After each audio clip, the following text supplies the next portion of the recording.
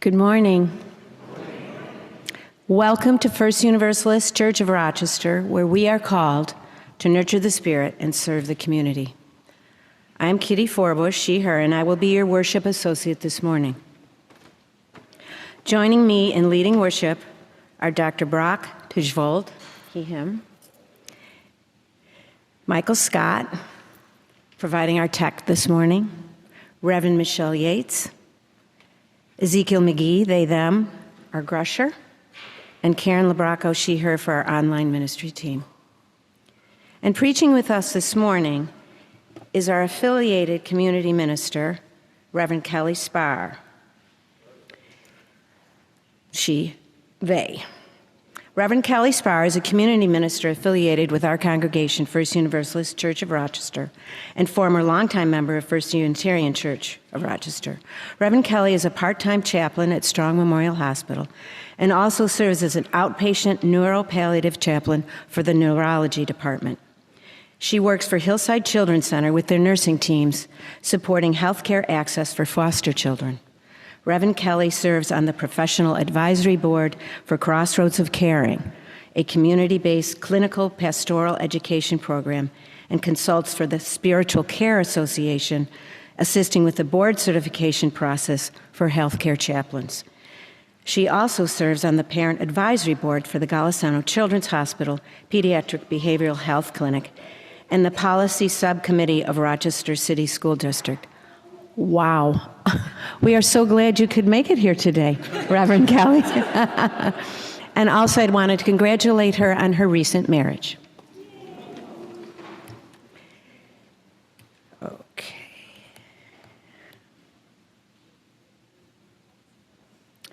If you are here for the first time this morning, we especially welcome you. Thank you for making it to this worshiping community. And I want to welcome forward right now Dr. Brock Tijvold to talk about an important partnership.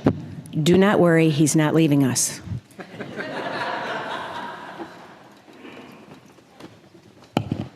Hi, everyone. So some of you might remember from a few months ago, I had announced that we were starting a partnership with Rock Music. This is part of our Pay It Forward program.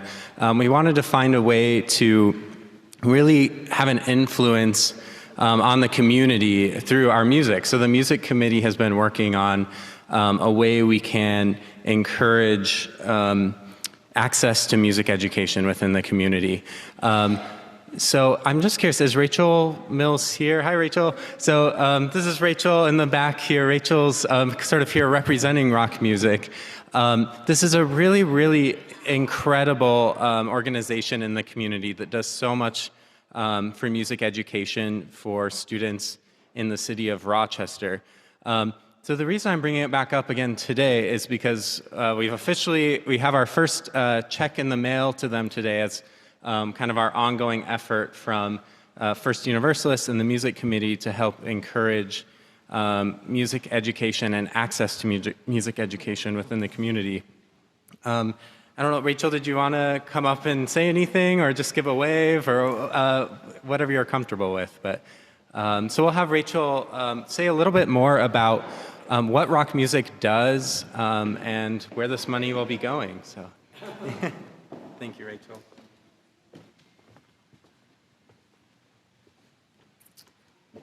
Good morning. So Rock Music is committed to providing equal access to music education for students who reside in the city of Rochester. So we currently have 150 students enrolled, and they come 2 or 3 days of after school each week. They receive free instrumental music lessons. They receive access to various concerts in the community to attend and performance opportunities. We have instruments that they can check out for the year as well. So it's really making sure that any student in the city of Rochester, if they would like to learn an instrument, are able to, and that the music instruction that they are receiving is a high quality as well. Thank you so much. Hopefully you'll be seeing more faces from Rock Music. I just wanted to reiterate how we are going about this. We both have money built into our annual budget that we will give as like a recurring donation to Rock Music. But in the future, hopefully in the fall, we're also wanting to do some fundraising activities. So it will be a combination of sort of built-in from our music budget as well as raising funds from you all. So hopefully we'll continue having people from rock music join us and that we can keep this partnership growing. So I just wanted to keep you all updated and be able to introduce Rachel. So be on the lookout for more of that in the future. Thank you.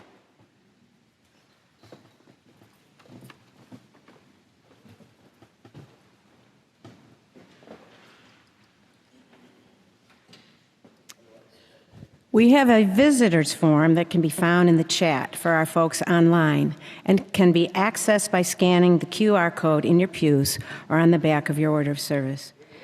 Please fill out the form so we can offer you a welcome beyond this worship service.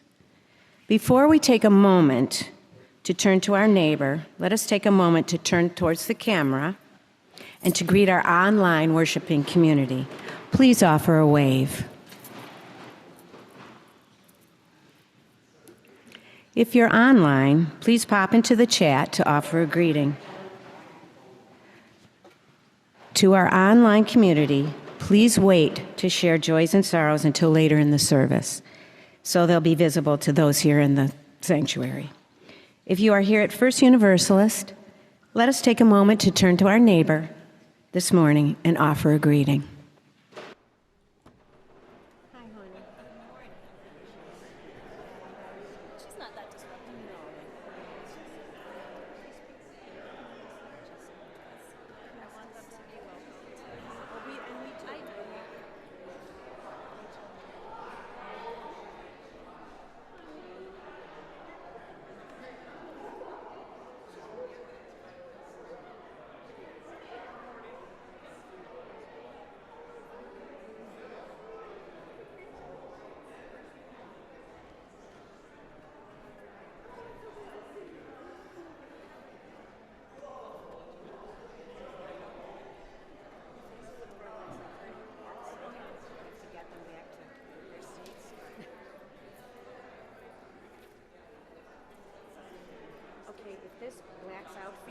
Push it twice. Yeah, which is what it's been doing every single time. I wonder, it's probably in the settings. You have to turn it on so that it's. Yeah, well, hold on. I know how. You do? Yeah, should I?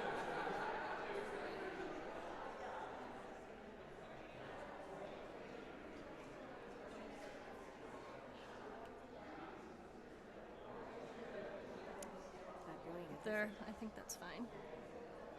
It should stop. Okay.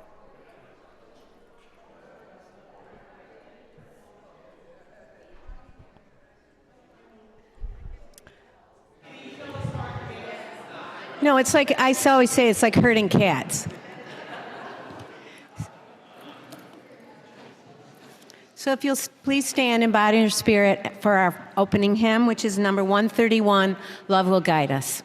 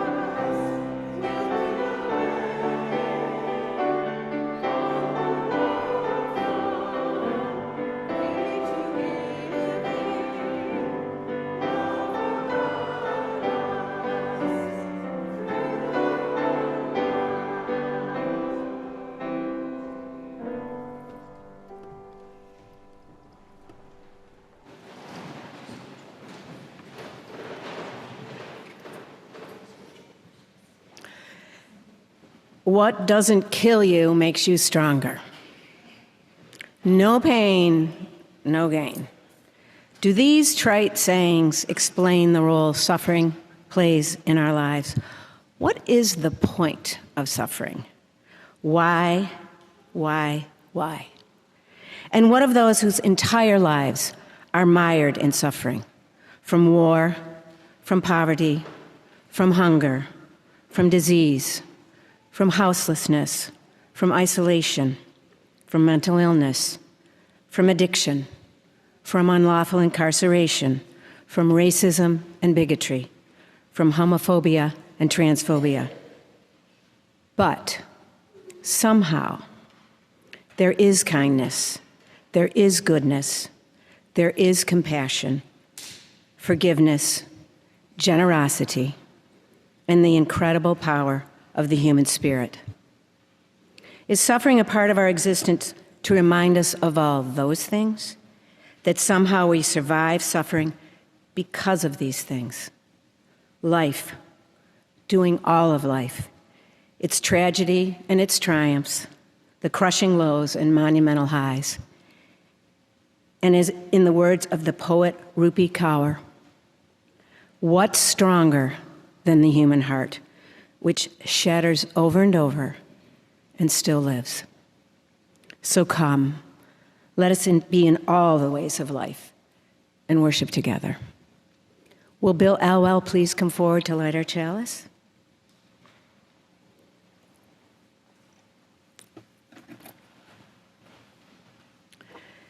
As Bill lights our chalice at First Universalist, and you light a chalice in your own homes, will you join me in saying our chalice words in unison? May we be a people of welcome, here to grow in heart and mind, spirit, and to serve our community.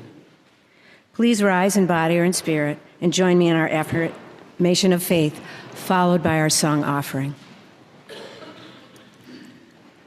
Love is a doctrine of this church. The quest for truth is its sacrament, and service is its prayer. To dwell together in peace, to seek knowledge and freedom, to serve humanity in fellowship, to the end that all souls shall grow into with the source and meaning of life. Thus do we covenant with each other and with all. What we have, what we need is to make a difference, and we were called to use all of our resources to create a common good. Our song is a simple chant, What We Need Is Here by Amy McCreath. We will sing it through a few times. What we need is here. What we need is here. What we need is here.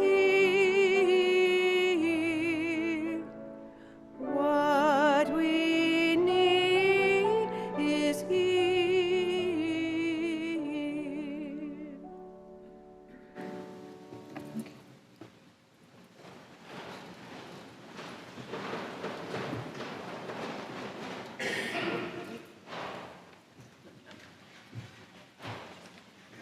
I forgot.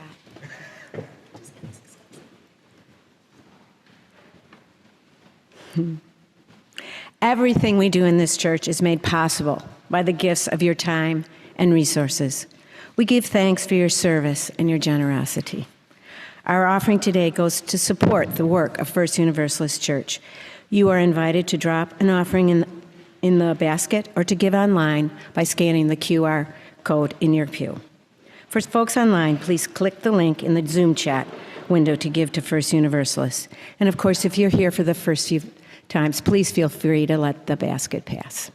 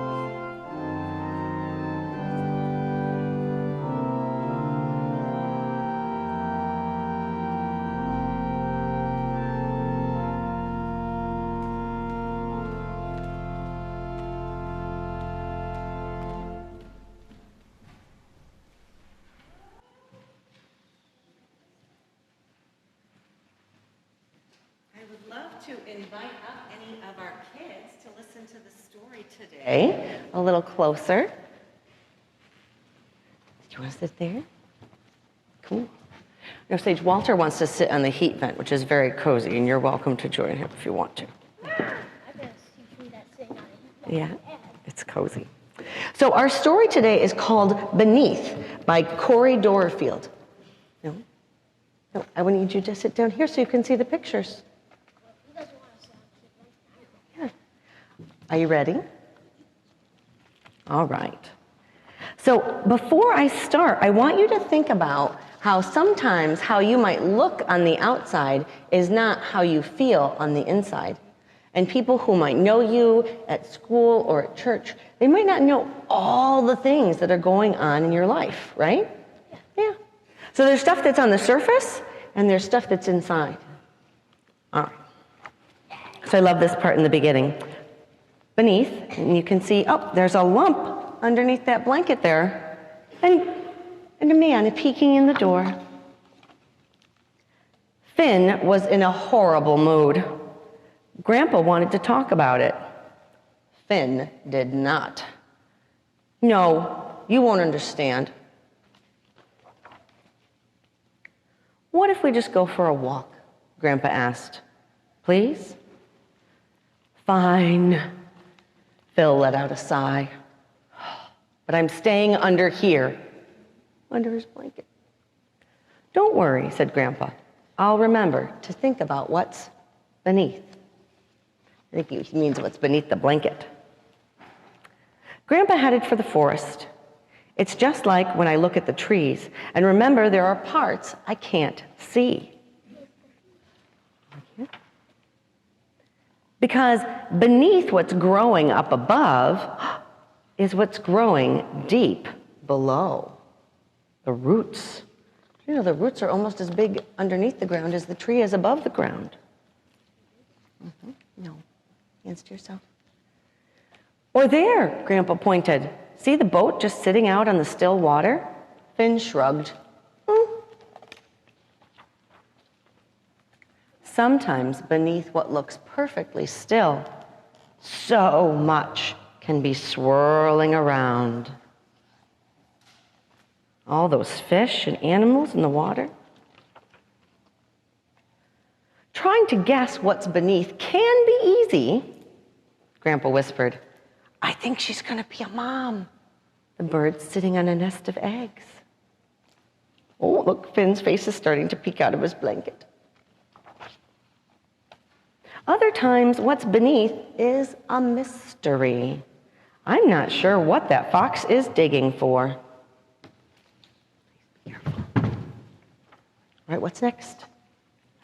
Beneath something solid, what do you see in the picture? I see a little house with all these raccoons. Yeah, can be something hollow. It becomes a house for raccoons and owls, bugs.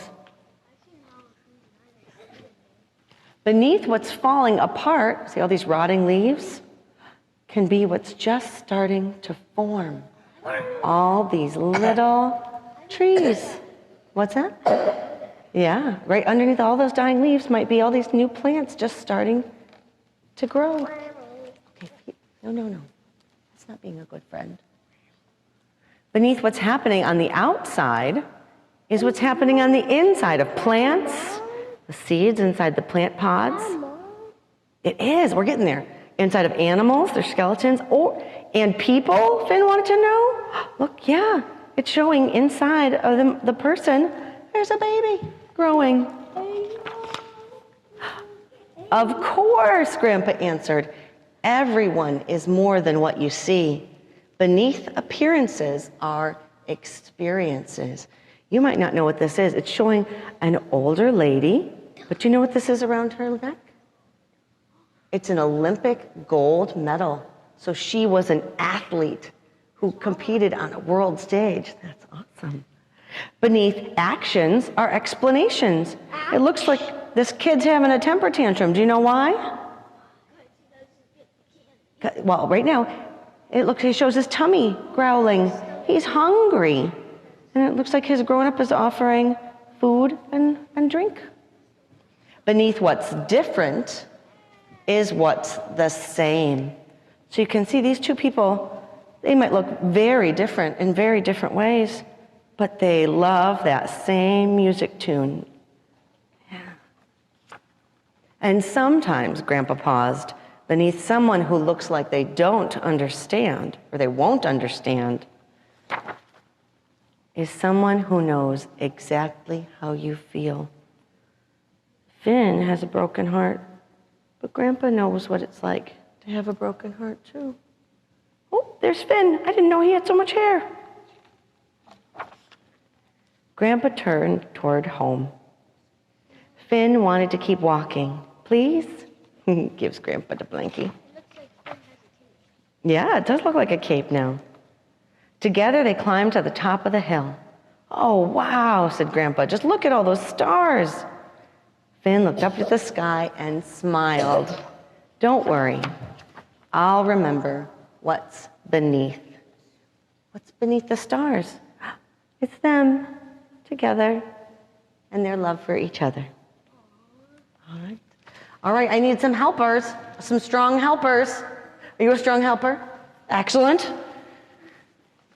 So this is the second Sunday of the month when we collect food for the community cupboard on Nestor Street. So if you have brought food with you today and you could use one of our helpers to come and get it from you and bring it up to the baskets, that would be awesome. So guys, kids, look for the people who have their hands raised. Go get the food and bring it up here to the basket, please. Thank you. Also, there's a place you can put money. That certainly is always welcome and beneficial to the food cupboard as well. Thank you. Oh, put that in here. Oh. Great. Perfect. All right, right in here, right in here. So heavy. So heavy, but you're so strong. All right, does anyone else have their hand up? Does anyone else need help? I think we're good. All right, great. Thank you so much. And now, if you want to collect your items, we're going to head upstairs to the childcare room. But first, here is the book for joys and sorrows, Reverend Kelly. And before we do our time of joys and sorrows, we're going to sing our doxology to prepare our hearts.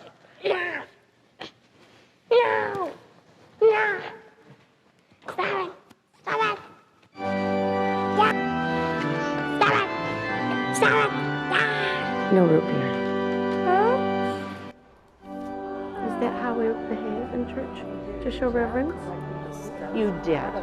You did a good job collecting the food. Good job collecting the food. No, root beer was the reward for staying in the spot where you're supposed to and listen.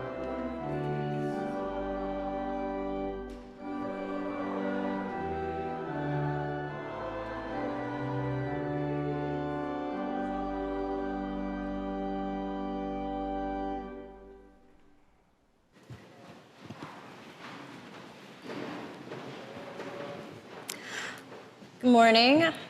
Online worshipers who are joining us, we invite you to share your joys and sorrows in the chat box at this time.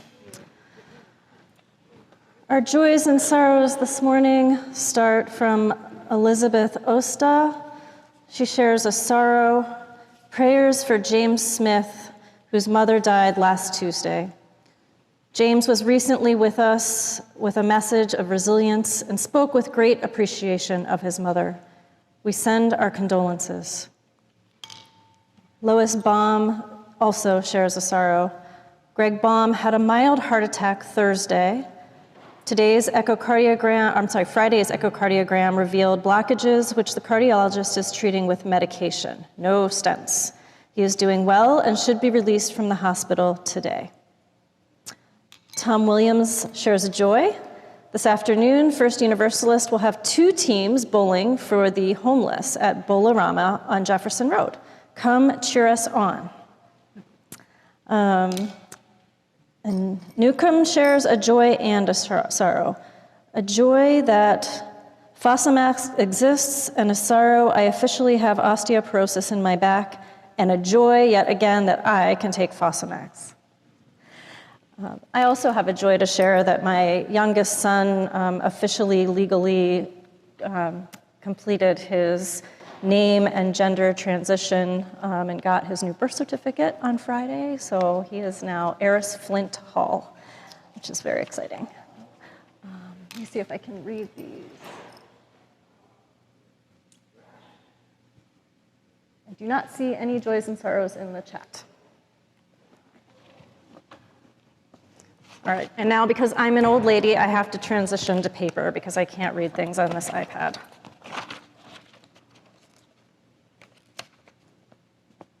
I would invite you to, oh wait, I think I forgot something, didn't I, Kitty? Sorry.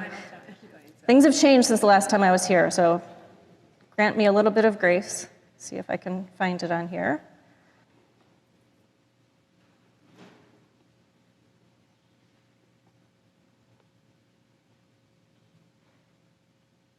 As we place the stones into the bowl, we share our joys and sorrows together. And we drop one final stone into the bowl to represent all the joys and sorrows left unspoken in the silent sanctuaries of our hearts. Now, please join me in a time of meditation and prayer.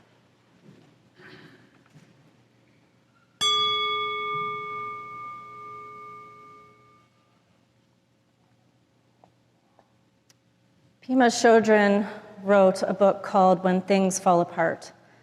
And in it, she says there are three truths, traditionally called three marks of our existence: impermanence, suffering, and egolessness. There's nothing wrong with these. They can be celebrated.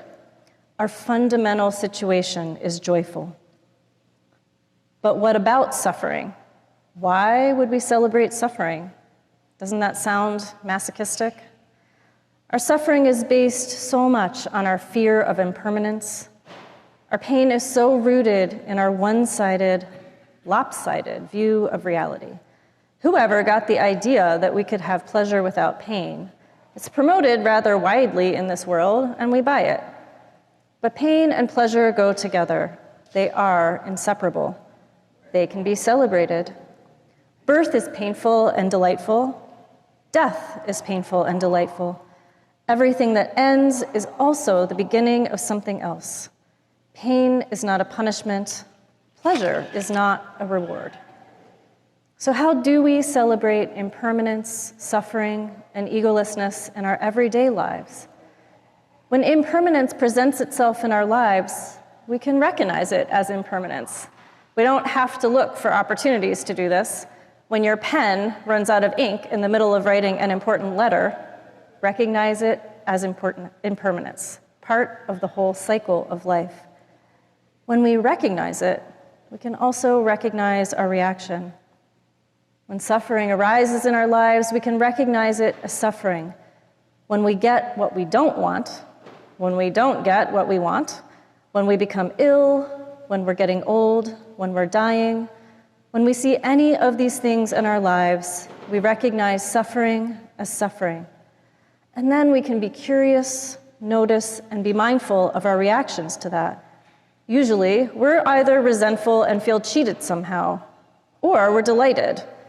This is simply called mindfulness: awareness, curiosity, inquisitiveness, paying attention. Whatever we call it, it's the practice of coming to know ourselves completely. Please take a moment of silence to consider this knowing in this place that embraces knowing and unknowing and the joy of curiosity.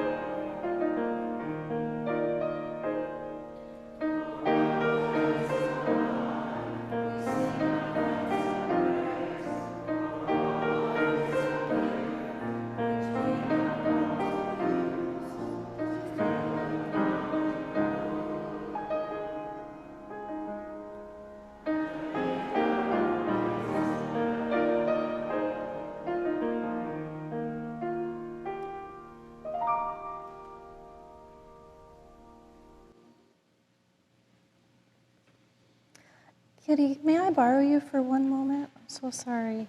The new piece that I'm not familiar with seems to have disappeared from the iPad.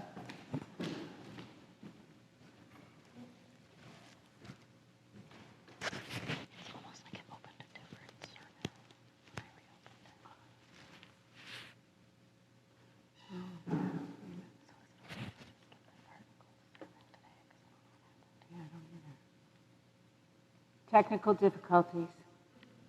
So this is why I use paper. Michael, could you help for a second? I want to honor your tradition of the new Lighting part of your service with the candles, but it has disappeared from my script, sadly. It went to a different server. It's not today's server. Here. Okay. Order service.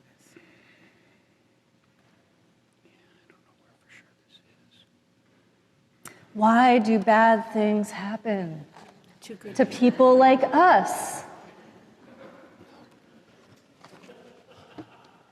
Let's be curious for a moment about the joys and sorrows of technology. I don't. Okay. Well, we'll skip that part. All right, then we're just going to take a journey together from science and faith and science and back to faith. So someone was coming in this morning and they said, oh, Theodicy, that sounds like such a heavy topic. And it is, but it's also an exploration of joy. Why would we want to talk about theodicy? And what does it mean to Unitarian Universalists? We define or don't define God in such a myriad of ways. And many of us don't define God at all. Some of us may believe in the omnipotence and omniscience of a theistic God. Some of us may adhere to process theology or the idea of karma or of reincarnation and being given lessons over and over again until we learn from them, which is why I use paper, not the iPad. Just kidding. Some of us may believe there is no rhyme or reason to why things happen and can be delighted or fatalistic about the vagaries of life. Some people believe that everything happens for a reason. But regardless of what each of us in this room believe, or what everyone out there in the big wide world believes, I think we can often find solidarity in the question of, why me? What have I done to deserve this? Why do bad things happen to good people? Have any of you ever found yourself asking yourself this question? I certainly have. As a matter of fact, as I was working on this particular sermon over the last month, I explored this question with many of my patients, who mostly suffer from Parkinson's, multiple sclerosis, ALS, and a number of other neurological diseases.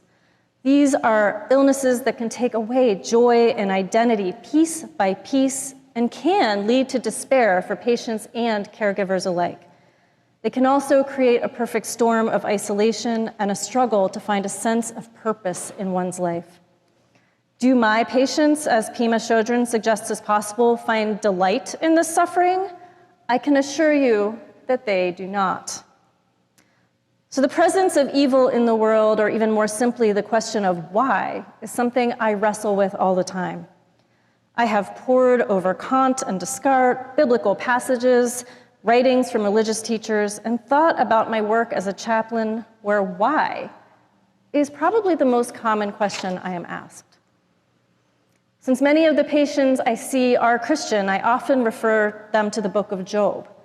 Patients and families and staff, we wrestle with it together about what it means to have faith, what it means when people are faced with life-altering chronic illness, or with their own mortality and death. If you're not familiar with the story of Job, basically, God brags about him to Satan, and Satan says, big deal, he's got it easy. Send him some adversity, and I bet he'll be cursing your name in no time. God takes up this wager, and soon marauders steal all of Job's livestock and kill his servants. His grown children are killed in a house collapsed by fierce winds, and a terrible pox is visited upon him. But through it all, he maintains his faith in God.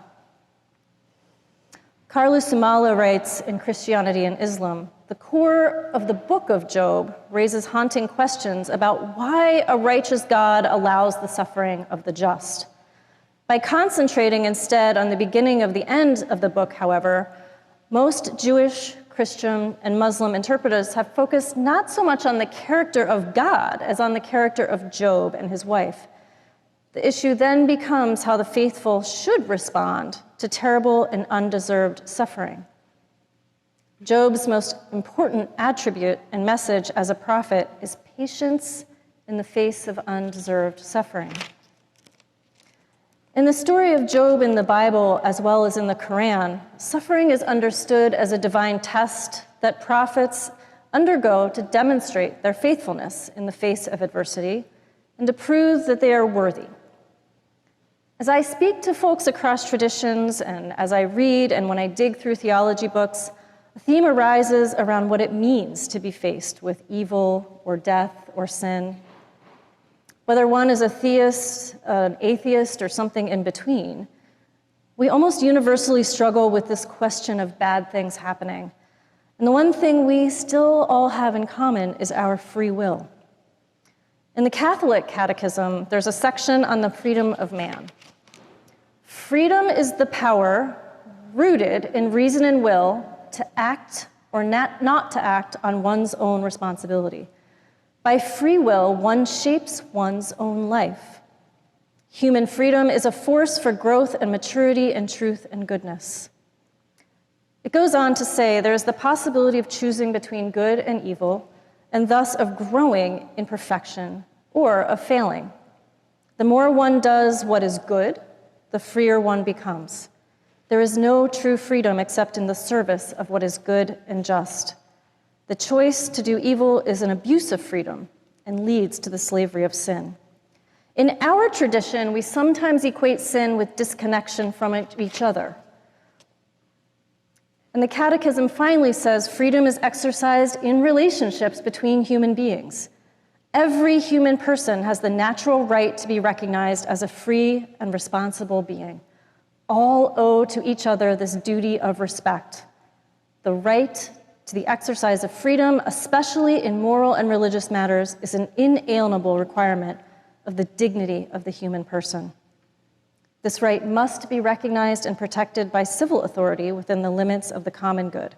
I kind of like that, right? Freedom is a requirement of the dignity of the human person. I think there's something in Unitarian Universalism that talks about that, right? And I think that sometimes when bad things happen to us, we feel that our freedom to act is taken away, that our dignity is affronted, and we begin to ask, why? And that is certainly true of many of the patients that I work with. This respect for the other, of freedom, of human dignity, underlines the interconnectedness of humankind, which William Jackson, in writing about Hinduism and the life of Gandhi, tells us, underlying nonviolence, he wrote, is the unity of all life. The error of one person cannot but affect all. To Gandhi, the antidotes to violence and disconnection, one of our sins in UUism, are found across traditions. The web of mutuality in Buddhism, compassion and interdependence, the Jewish and Muslim teaching that if you save one life, you save the whole world, and the practice of the golden rule, do unto others as you would have them do unto you. I'm not saying that bad things always come to us because of our actions, although that can be true. But what I'm actually getting at is that the question is not necessarily why. Why do bad things happen? But the question is how. How do we deal with it? How do we embrace Sjögren's idea of egolessness and impermanence without railing at God or fate or sheer bad luck? How do we maintain a sense of purpose in the midst of suffering? There are lots of answers why. In Social Justice and Islam, the writer tries to explain the why of one form of evil, injustice. The causes of injustice in one part are ignorance, fear, and desire. These are purely our imperfect human burdens to bear and overcome. Knowing why often doesn't help us with the how, but at some point we have to move past asking why because often we just don't know. As much as I like to get on my soapbox and talk about why and wherefore of all sorts of things, education, poverty, racism, classism, access to healthcare, at some point I have to decide with my own free will, how am I going to deal with these evils? It's really hard not to take some things personally. For instance, if I have Parkinson's or cancer, it's going to be really hard to get to the how. And we can and should make room in our lives to rail against it and our mortality and take space to grieve our losses. But in the end, answering the question of how is what will make the difference in regaining our equilibrium. Sometimes knowing why these things happen helps us make informed decision, but again, it is not the final question. In the time I spend with patients and my exposure to the concepts of neuroplasticity, our brains, and how our bodies affect our mind, and how our minds affect our bodies, I have grown really curious about what each individual brings to the table in the face of adversity and evil. Some people come with a lifelong history of anxiety and depression that impacts their ability to even name something that brings them joy and can predispose them to despair. But some arrive with an ability to find and experience joy and purpose in even the most trying circumstances. The intersection of neuroscience and faith is so palpable in this work that I do. It is endlessly fascinating and humbling. My department head, who is an impressive intellectual, doctor, and self-described iconoclast, which is a nicer word than anarchist, which is what I often call him, often offers our team thought-provoking books and opportunities to explore ideas that can help us understand the human condition and serve our own purpose more fully. And when I say our purpose in neuropalliative care, it is to increase the amount of joy in our patients' lives despite illness and mortality. Because these are things and evils that are unpredictable. This purpose embraces the Shodron quote from our meditation, that when bad things happen, usually we're either resentful and feel cheated somehow, or we're delighted. This is called mindfulness, awareness, curiosity, inquisitiveness, and paying attention. As an interdisciplinary team, we pay attention to these feelings and explore them with humility and non-judgment.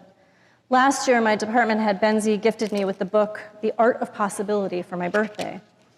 And in it, the authors say that experiments in neuroscience have demonstrated that we reach an understanding of the world in roughly this sequence. First, our senses bring us selective information about what is out there. Second, the brain constructs its own simulation or understanding of the sensations. And only then do we have our first conscious experience of our milieu. The world comes into our consciousness in the form of a map already drawn, a story already told, a construction of our own making. And when we are faced with suffering, we interpret it through so many lenses of faith, thought, emotions, experiences, and even disease that can change how we perceive it. Theodicy then becomes such an enormous question that it's practically unintelligible. The authors go on to say that the fundamental notion is that no matter how objective we try to be, it is still through the structure of the brain that we perceive the world. The mind constructs. The meanings our minds construct may be widely shared and sustaining for us, but they actually have little to do with the world itself. Furthermore, how would we know? Again, curiosity. Reframing this question of suffering from why to how taps into one of the practices they offer, which is to ask yourself, what assumptions am I making that I'm not aware I'm making, that gives me what I see? And then, what might I now invent that I haven't yet invented that would give me other choices? And the answer to that question can sometimes lead people struggling with evil and suffering to move from Shodron's idea of resentment to the possibility of delight, but only if we're aware of the reality we are creating for ourselves from the deep and unknown structures of our own brains. In religious lingo, this could be called free will. Despite my admittedly naive and idealistic belief in the inherent goodness of humanity, I am also a pragmatist. It is clear to me that evil exists in the world and that we humans make choices that perpetuate it. Almost 80 years ago, James Luther Adams delivered Berry Street lecture on the changing reputation of human nature. Basically, Adam said that whether we choose to use the word sin or not, we have to realize that human nature gives us an innate tendency to ignore the demands of our dependence on each other and to waste or abuse our freedom, or in other words, our free will. He said that it cannot be denied that religious liberalism has neglected to address these aspects of human nature in its zeal to proclaim the spark of divinity in humanity. So as you use, what does faith in each other and in experience and in science and in love offer us? I mean, for one, it offers us role models who teach wisdom and morality that makes a transformative life available to us and shows us how to face theodicy or evil or bad things in our life. We have role models such as Jesus, Gandhi, Martin Luther King Jr., and Carl Sagan, from faith to science. It gives us doctors and artists and authors who express curiosity and humility about how much we don't know. The wisdom of diverse teachers allows us to gain a deeper appreciation for continual seeking and community with others. And the follow-up to that is that our experiences and being in right relations with ourselves and others makes existence itself our salvation. Everything holds the spark of divinity and purpose. We have an assumptive reality through our brains that life will not happen to us, and as a result, death will not happen to us. Embracing a life of being in the here and now, a humanist ideal of living the best life we can live today, rather than living well in the hope of a glorious afterlife, helps us to be present in the dark moments of the soul. What can we create in this life that is stronger than death? What I've experienced as a chaplain is that we need space in which to grieve and be held, to tell stories, to love, creating something that lives on long beyond and larger than our own human understanding. This is purpose that is stronger and longer lasting than evil and death itself. May it be so, and amen.